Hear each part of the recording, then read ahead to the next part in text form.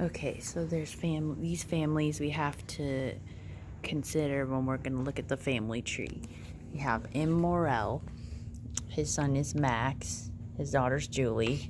I don't know his wife, really.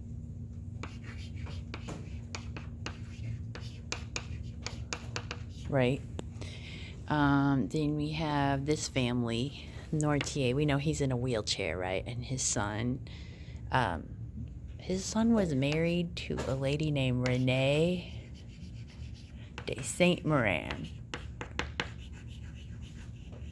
I think it's spelled out, but and they had a daughter named Valentine. I think Valentine is 18 years old. Is she 18? She could be 16. She could be 18.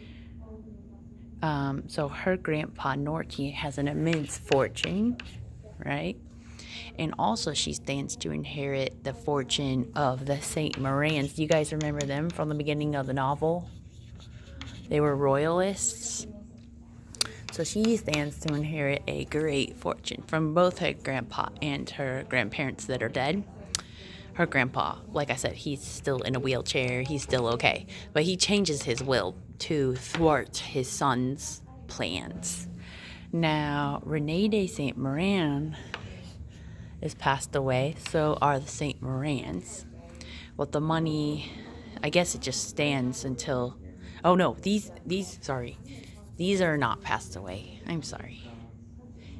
I'll try to edit that out of the video. So yes, this is the family tree now. When Renee de Saint Maran died, Villefort remarried. He remarried a woman named Heloise de Villefort.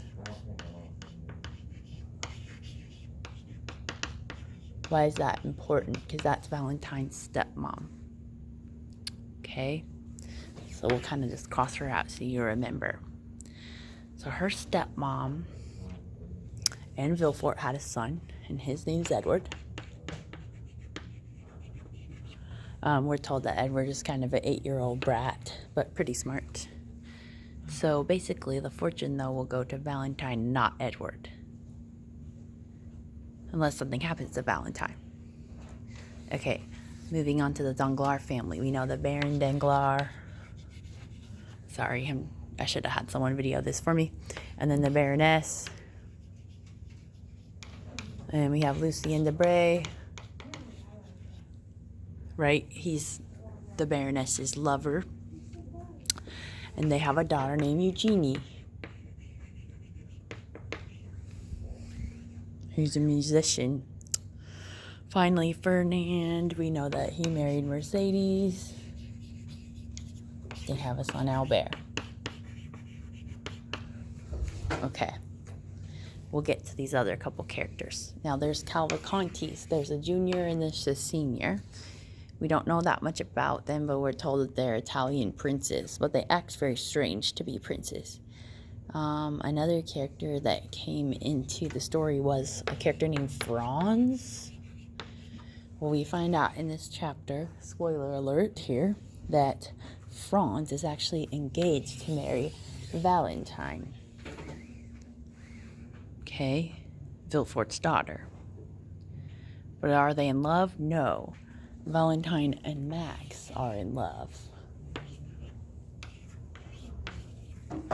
Okay. But they can't be together because Valentine is arranged to marry Franz. But old Nortier has a plan, and that includes maybe disinheriting his granddaughter if she does marry who Villefort has chosen. Villefort and Nortier are always fighting over power. One more thing. Albert is engaged to marry Eugenie, but he says she's far too rich and beautiful. He doesn't feel comfortable about that. Also, Mercedes is not very delighted about that because she doesn't really trust Danglars. We probably understand why as an audience. And finally, these Cavalcantis, they're Italian noblemen.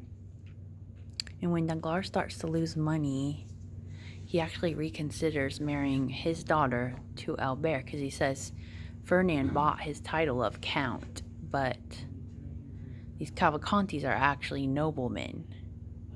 But again, we don't really know where they came from, and they act very strange. Hopefully that clears up some things. Let me zoom out just a little bit. Maybe it made it more confusing. Maybe just watch this like all the times.